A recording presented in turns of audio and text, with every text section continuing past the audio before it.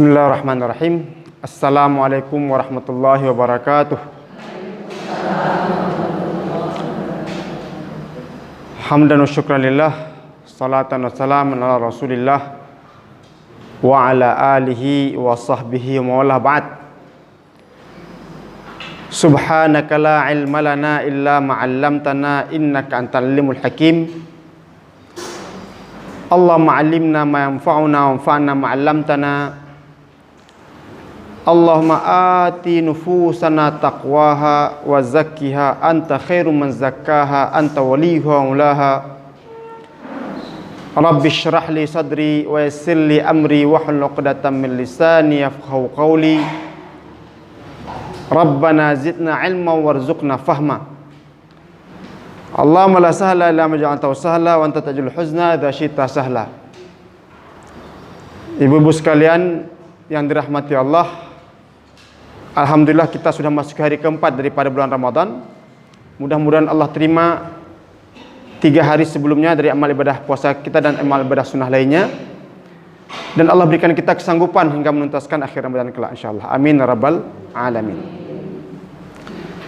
Pada hari ini kita akan coba mengetengahkan salah satu karya penting ulama Islam abad ke-6. Sekarang sudah abad keberapa sudah ini? Abad Hijriah ya, abad ke-15 sekarang. Ya, kan 1444 ya kan? Abad ke-15 Hijriah sekarang. Orang bilang ini abad kebangkitan Islam. Wallahu alam, tapi mudah-mudahan demikian. Artinya semangat dan ghirah keislaman sudah semakin menguat akhir-akhir ini. Jadi ini ditulis sekitar abad ke-6, berarti sekitar 9 abad yang lalu. Sudah cukup lama ya. 900 tahun yang lalu oleh seorang ulama Syafi'iyah namanya ya. Jadi ini pada abad ke-6 Hijriah, yaitu salah seorang ulama imam mazhab Syafi'i namanya Al-Imam An-Nawawi ya. Nama aslinya adalah Zakaria Muhyiddin ya. Abu Zakaria Muhyiddin An-Nawawi. Nawawi itu sebenarnya nama asal beliau tinggal Nuwah. Jadi karena beliau berasal dari Nuwah, nisbah kepada kampungnya nama Nawawi ya. Jadi kalau kita mungkin dari Utin bayi jadi Utin bayi gitu ya. Kutablang kutablangi gitu, itulah ya. Itu namanya nisbah dalam bahasa Arab. Cuman orang nggak kenal nama asli beliau. Yang dikenal hanya Imam An-Nawawi.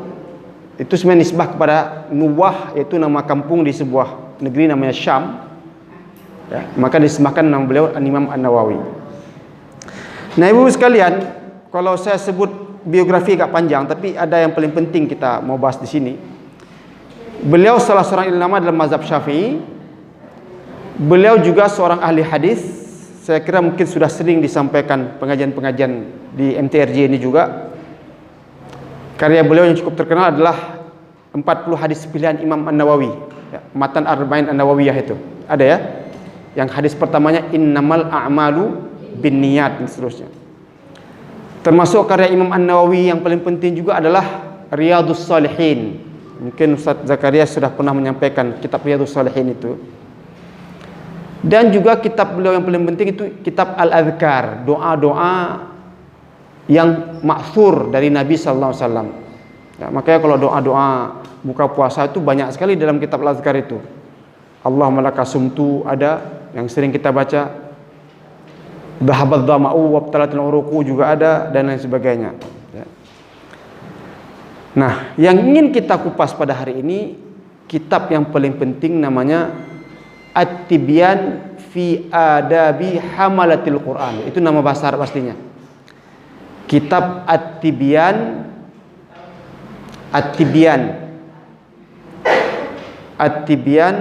fi Adab Hamalatil Quran ya. Hamalatil Quran ya. At-Tibyan fi Adab Hamalatil Quran. Hamalah itu jamak daripada hamil ya. Ibu-ibu kalau mengandung disebut dengan hamil ya kan. Karena ibu membawa, mengemban selama 9 bulan kita dalam kandungan ibu, kan begitu.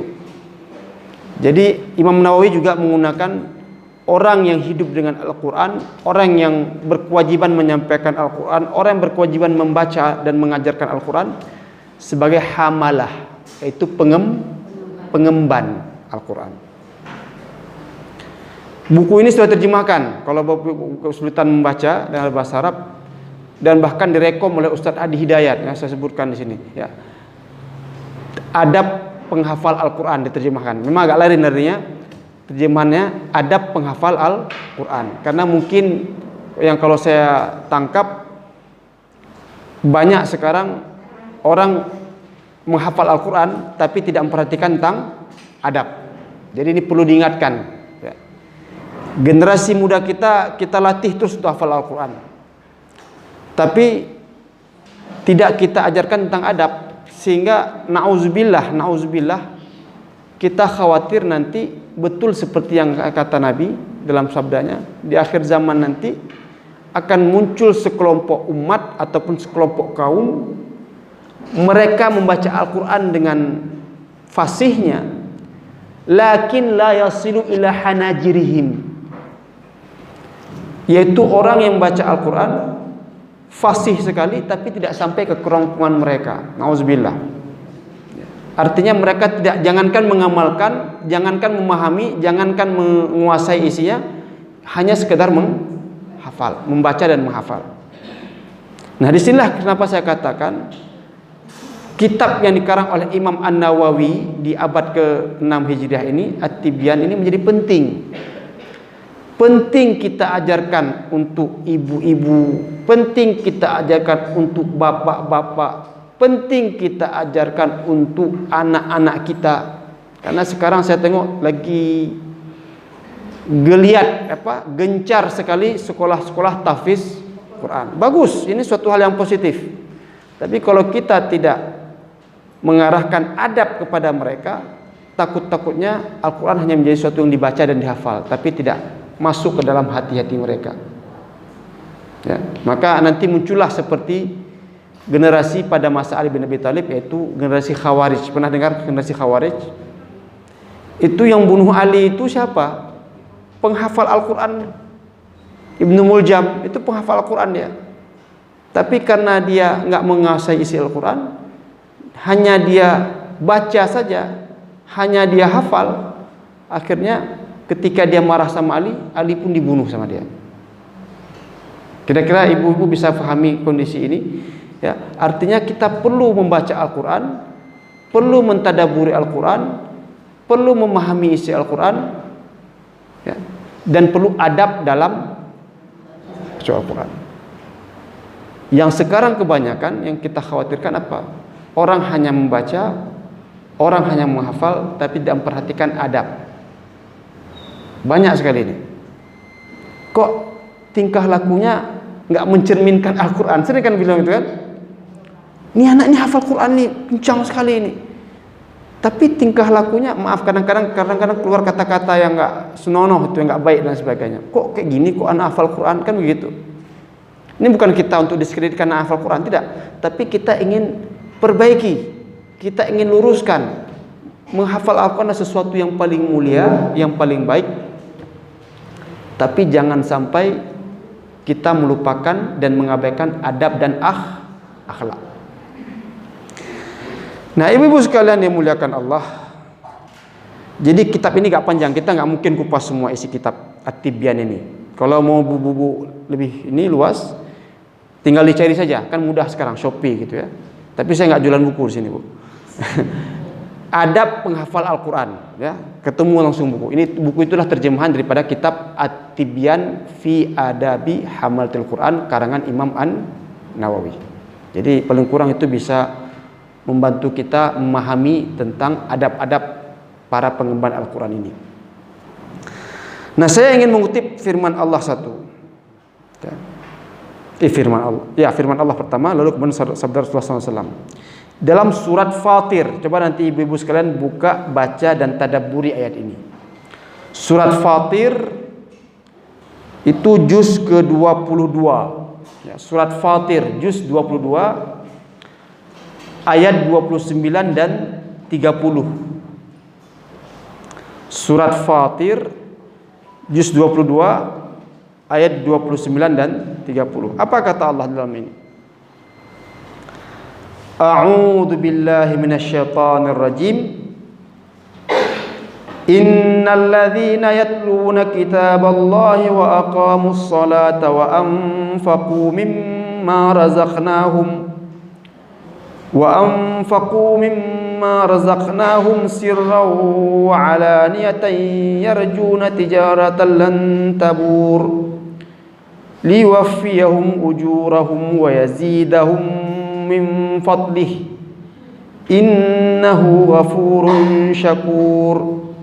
Jadi itu yang Allah sebutkan dalam surat Fatir ayat 29 dan 30. Lebih kurang maknanya sebagai berikut. Orang-orang yang senantiasa membaca Al-Quran, ya, orang-orang yang senantiasa membaca Al-Quran, lalu dia mendirikan salat dan dia berinfak dengan harta-hartanya, baik secara sembunyi maupun terang-terangan. Ya, jadi baca Quran, menunaikan salat, infak sembunyi ataupun terang-terangan, mereka ini kata Allah apa? Yarjuna tijaratan lan tabur. Mereka adalah mengharapkan perdagangan yang tidak akan pernah rugi. Jadi ini bisnis yang enggak akan pernah rugi, Bu. Coba tanya sama pedagang. Kebetulan saya juga ada pedagang ya.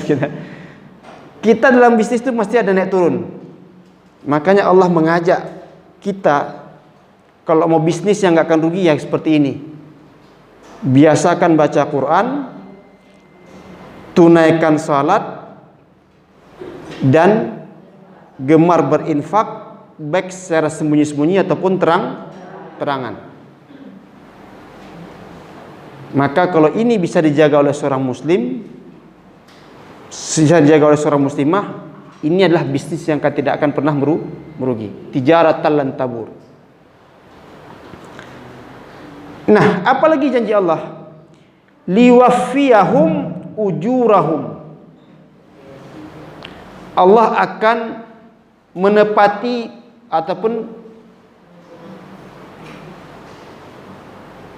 menyempurnakan balasan pahala bagi mereka. Kadang-kadang kita mungkin kurang di sini, maka dengan menjaga baca Al-Quran, dengan menjaga salat, dengan menjaga senantiasa berinfak, bersedekah, karena sedekah itu juga mencegah kita, menghindarkan kita daripada mara bahaya, betul? Ya.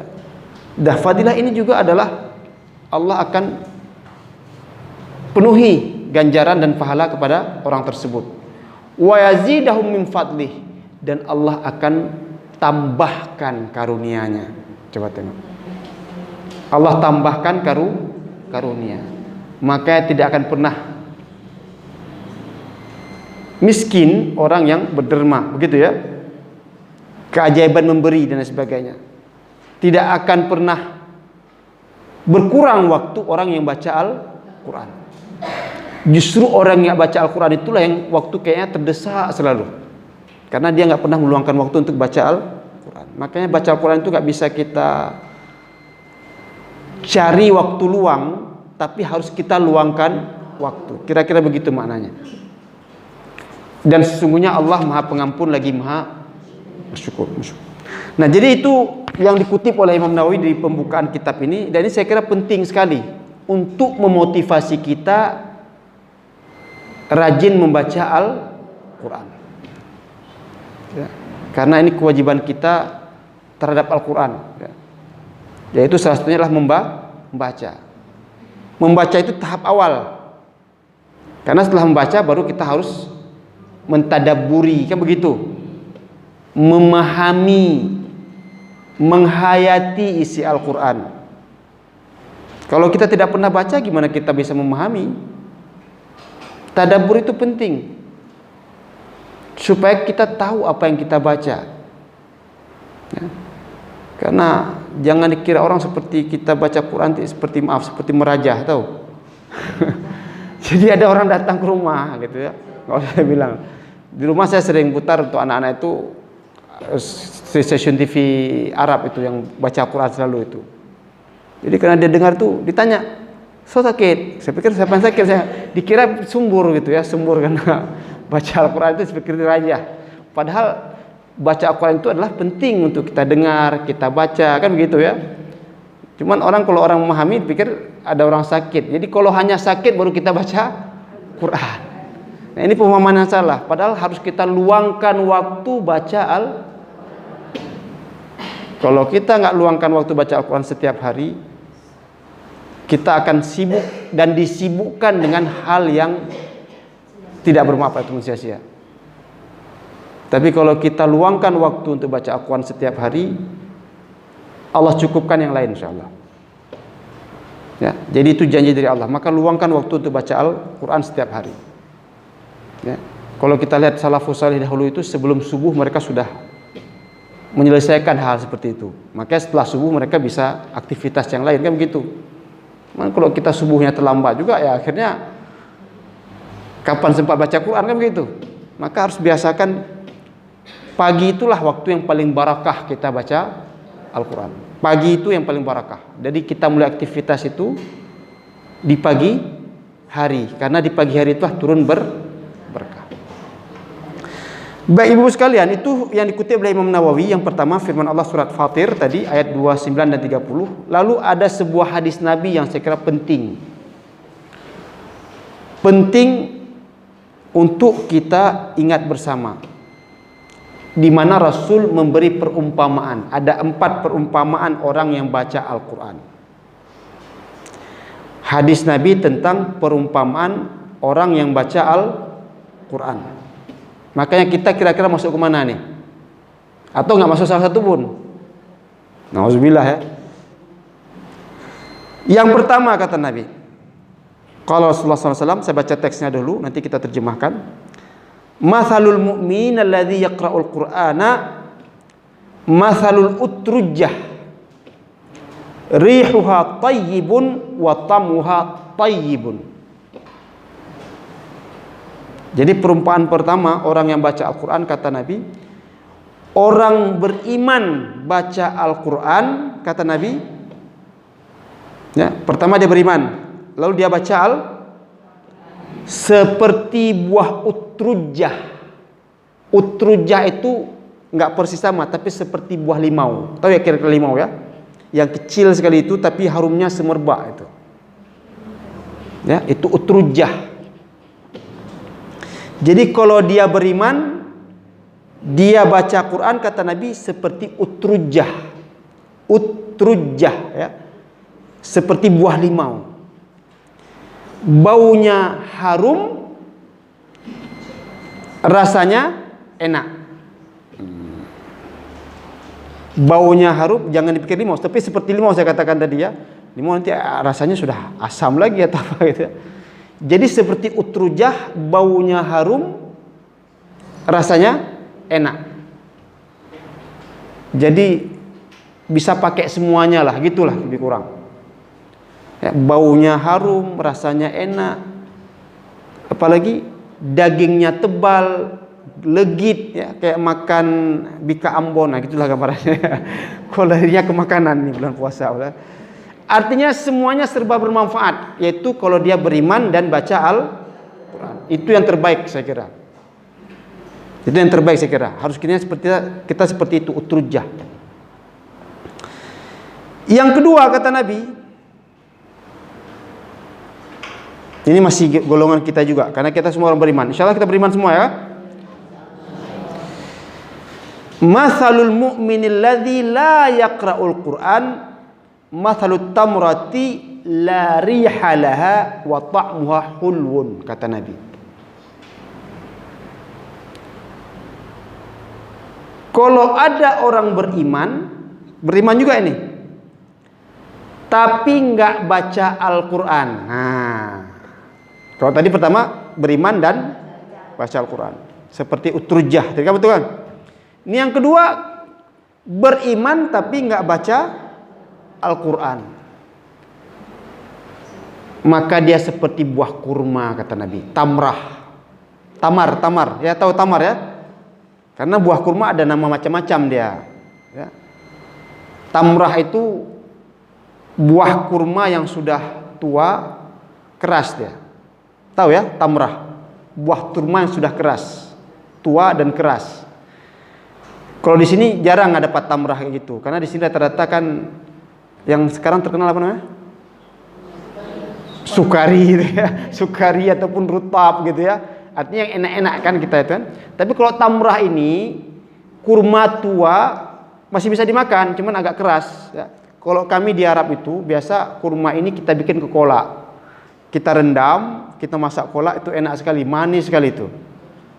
Kok pagi-pagi bicara makanan pula kita ini ya. Tapi itu tamrah. Buahnya enak tapi keras. Paham ya? Makanya kalau kita mau makan nggak bisa makan langsung, biasa direndam dulu. Biasa tamrah itu bagus kalau dibikin infus air, direndam untuk kita minum, atau dimasak kolak, itu enak itu. Tapi kalau kita makan langsung keras sekali, ya.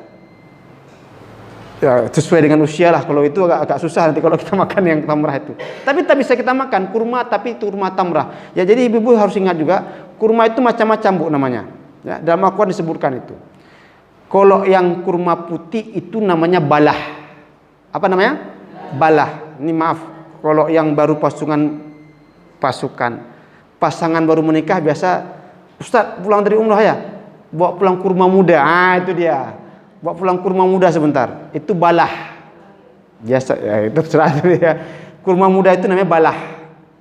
Ya.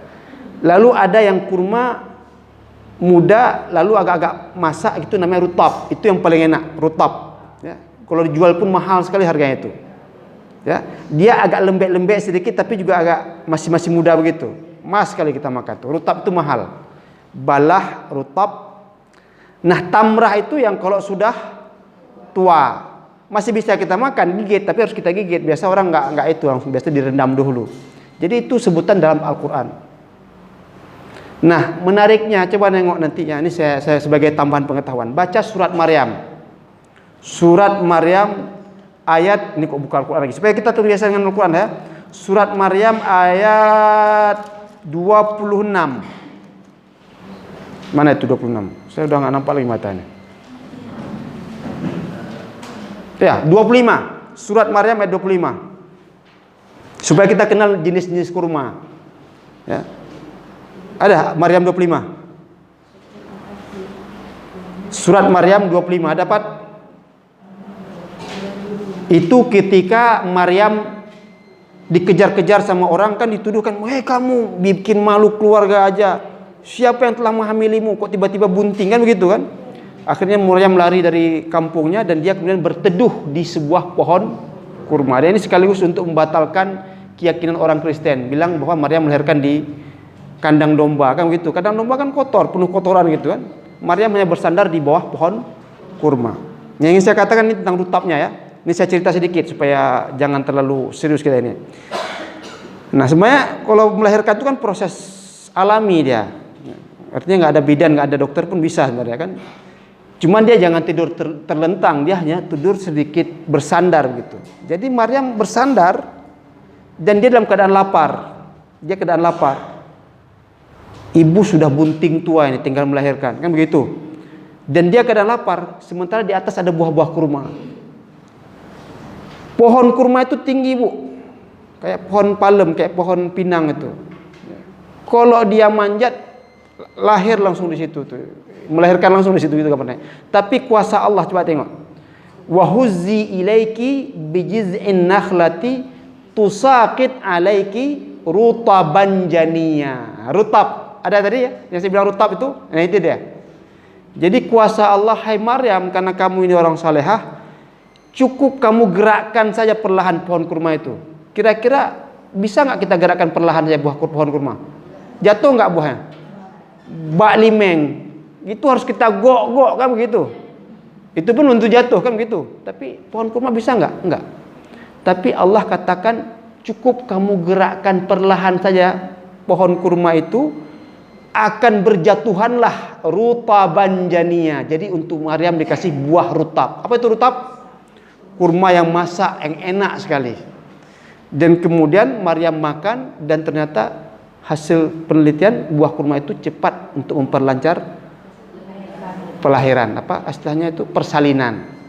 Dan dia tidak tidur terlentang, tapi dia hanya tidur bersandar sehingga bisa menekan dan sehingga keluar terjadi. Itu secara alami ya, kan nggak ada bidan. Kalau dulu udah panggil ke bidan Hafsah atau bidan ini kan nggak gitu ya. Dia sendiri melakukan proses persalinan itu di bawah pohon kurma. Oke, kembali ke sini. Yang ingin saya katakan dari ayat Maryam tadi tentang rutab, itu buah kurma yang paling enak ya, yang mengkal agak-agak masak begitu. Kalau yang muda tadi yang baru pasangan nikah balah. Yang tua tadi yang enak kita bikin kolak apa tadi? Tamrah tadi. Itu kita enak bikin kolak ya. Kalau dimakan takut saya nanti bukan kurma yang termakan, giginya lepas gitu ya. Ya sesuai kita sesuaikan manusia. Nah, Nabi katakan kalau ada orang mukmin, kembali perumpamaan kedua, orang mukmin beriman kan? Tapi nggak baca Quran. Dia beriman tapi nggak baca. Seperti apa, Bu? Seperti tamrah, kurma. Tapi kurma yang gimana? Kurma rutab, kurma balah atau kurma bagaimana? Hah? Kurma tamrah gimana? Kurma tamrah keras. Kira-kira enak gak dimakan? Takutnya nanti lepas giginya lari ke sana gara-gara keras sekali harus kita gigit. Kamu gitu kan? Enaknya dikolakin memang, tapi lama lagi makan itu. Jadi digambarkan oleh Rasulullah, kalau kita beriman tapi nggak pernah baca Quran, tak ubahnya seperti buah kurma. Karena kita beriman tadi, kurma kan tak beri manfaat, tapi sedikit sekali yang bisa merasakan manfaatnya. Begitu lebih kurang kalau orang beriman tapi nggak baca Sudah perumpamaan yang kedua. Perumpamaan yang ketiga kata Nabi, Mathalul munafiqil ladzi yaqra'ul Qur'an mathalur raihanah rihuha thayyibun wa ta'muha murrun.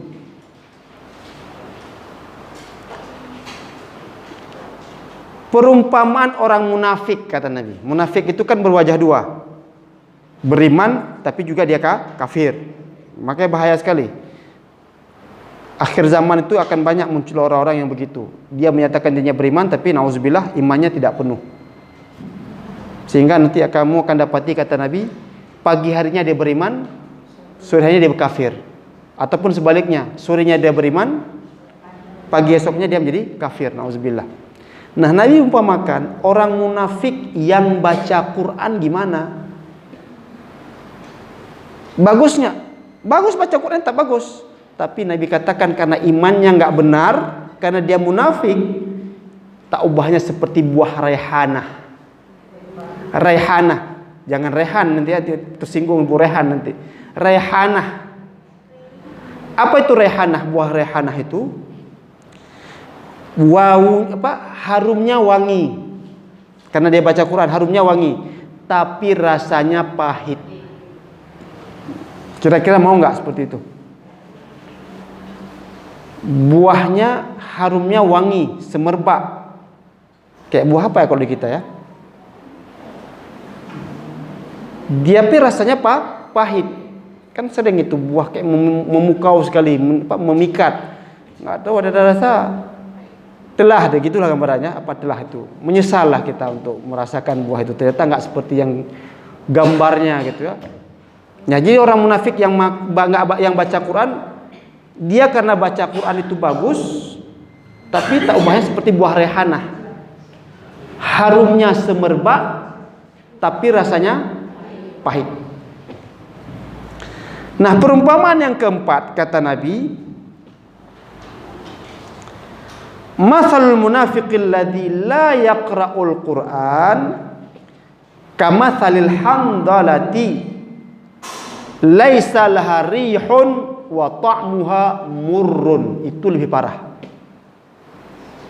Perumpamaan yang keempat masih orang munafik, karena Nabi hanya menggambarkan mukmin dan munafik. Perumpamaan yang keempat, orang munafik enggak baca Al-Quran. Kalau yang ketiga tadi munafik baca Al-Quran. Nah, yang keempat, munafik lagi nggak baca Quran, perumpamanya seperti buah hanzalah. Hanzalah, apa tuh hanzalah? Udah nggak ada wanginya, rasanya pahit lagi. Nah, itulah sempurna sudah. Baunya nggak ada, wanginya nggak ada, rasanya pahit. Itulah dia orang munafik yang nggak baca Al-Quran. Jadi itu 4 perumpamaan. Kira-kira kita ingin masuk yang nomor berapa, Bu? Ya, nomor 1. Semua kita pilih nomor 1 ya. Makanya bulan Ramadan adalah bulan yang paling penting, Bu. Cuman kadang-kadang kalau kita sendirian rasanya malas kan. Maka kita perlu di situ jamaah, kan begitu. Perlu pasangan, kan begitu. Supaya saling mengingat. Ya, makanya kalau bapaknya lupa, ibu yang ingatin. Kalau ibunya lupa, bapak yang ingatin. Kalau kita ini mungkin ada jamaah yang saling mengingatkan begitu. Sama-sama belajar baca sama-sama mentadaburi isi isi itu penting. Karena kalau kita sendirian rasanya malas, capek, kan gitu. Tapi kalau kita saling mengingatkan akan saling sempurna. Nah, ibu sekalian dimuliakan Allah. Ya, kelebihan lain ya saya katakan. Kelebihan lain dari kitab At-Tibyan ini apa? Imam Nawawi itu kan ahli hadis.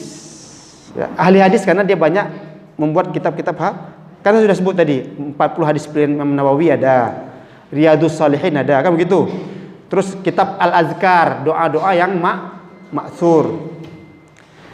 Nah, kitab ini juga penuh semua, kalau enggak ayat Al-Quran pasti hadis Nabi SAW.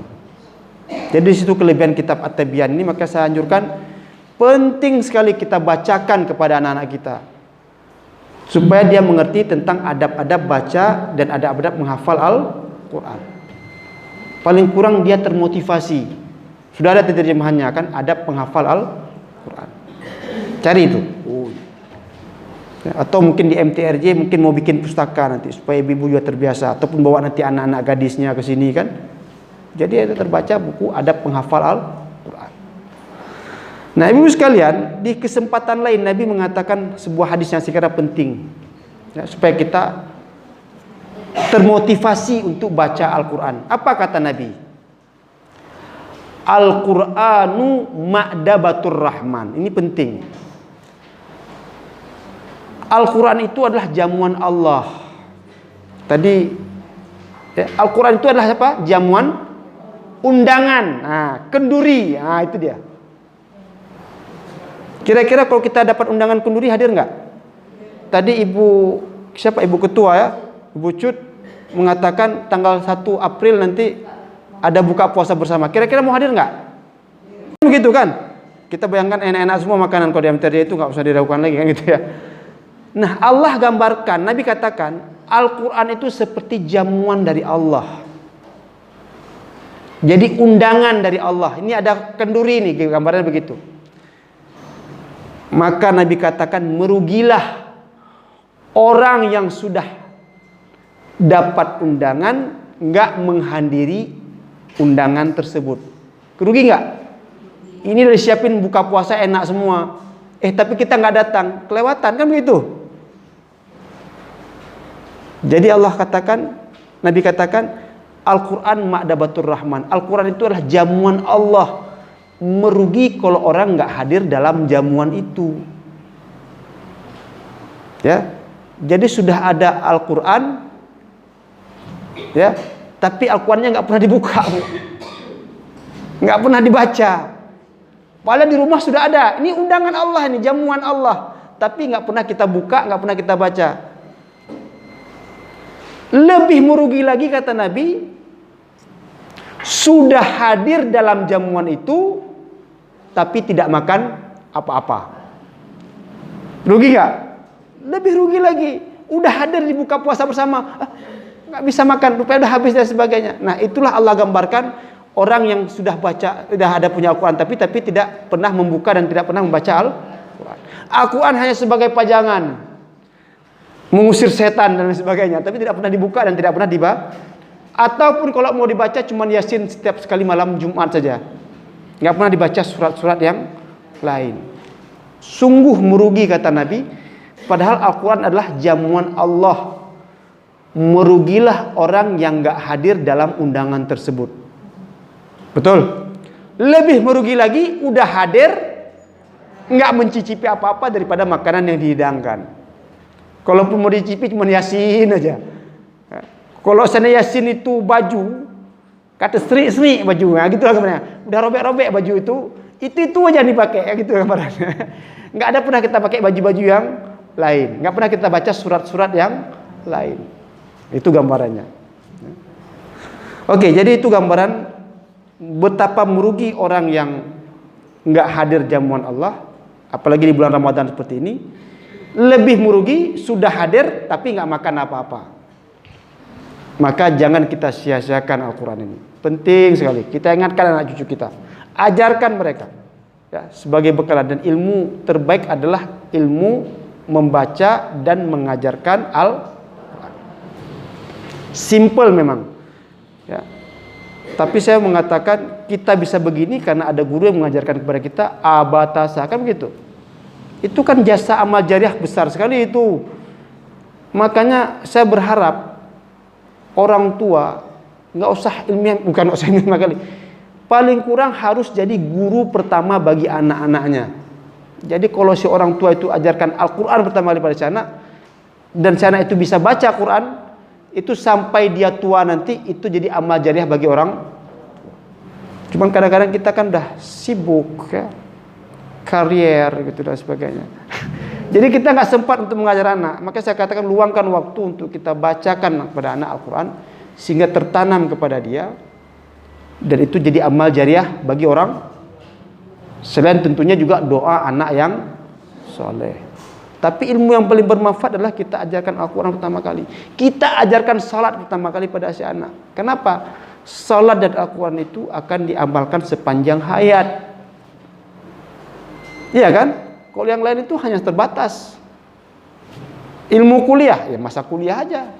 Kalau nanti dia kerja berlanjut, kalau nggak bekerja lanjut, nggak terpakai lagi kan begitu. Tapi tentang sholat dan puasa dan Quran dan sebagainya, itu semua akan terus berlanjut sepanjang hayat. Ini yang saya katakan ilmu yang jariah, yang tidak pernah putus-putusnya kalau kita sendiri sebagai orang tua mengajarkan ilmu itu kepada anak. Nah, ibu sekalian yang dimuliakan Allah, ini masih ada beberapa menit lagi. Saya kutip lagi, karena kalau kitab ini enaknya baca Tibian itu memang itu hadis ya. Nabi mengingatkan kita, boleh nggak iri dengki sama orang. SOS, senang lihat orang susah, susah lihat orang senang, kan begitu. Rumput tangga lebih hijau daripada rumput di depan rumah, kan begitu. Nengok di samping udah pada mobil baru, kita udah susah juga nih. Enggak betul lagi kan gitu kan. Nabi katakan enggak boleh sedikit pun dengki, walaupun itu muncul secara alami dalam diri manusia. Tapi Nabi katakan boleh dua hal kita dengki, iri. Ya, la hasada illa fithnain kata Nabi. Enggak boleh iri dengki kecuali hanya dalam dua perkara. Kalau harta jangan nengok ke atas, Bu. Amal ibadah nengok ke yang lebih tinggi dari kita. Tapi yang perkara dunia kita nengok siapa yang lebih rendah dari kita. Kan begitu. Waduh, susah kali hidup ini. Harga-harga barang mahal semua sebagainya. Kita nggak bisa apa, susah. Jangan nengok orang ini kok makmur sekali. Jangan nengok sana. Tapi nengok yang lebih menderita dari kita supaya kita bisa bersyukur. Susah-susahnya kita masih susah orang lain lagi, kan begitu. Tapi dalam hal amalan, dalam hal ibadah, dalam hal-hal yang baik, tengok yang lebih kuat dari kita supaya kita termotivasi juga beramal lebih. Makanya Nabi katakan nggak boleh dengki iri hati kecuali dalam dua perkara, kata Nabi. Apa yang pertama? Rajulun atahullahul Quran fahu yakum bihi ana al-laili wa ana an-nahar. Itu kata Nabi. Enggak boleh dengki kecuali dalam dua perkara. Dengki kepada siapa kita dengki? Orang yang hidup bersama Al-Quran. Orang yang punya Al-Quran, lalu dia baca, dia fahami, dia tadabburi, baik itu sepanjang siang ataupun sepanjang malam. Artinya dia banyak menyibukkan dirinya dengan irilah kita sama orang seperti itu. Ya, coba tengok itu. Saya teringat waktu saya ikut pelatihan manajemen itu, mentor manajemen bilang begini, yang bisa menyelesaikan banyak pekerjaan itu adalah orang yang sibuk, kata dia.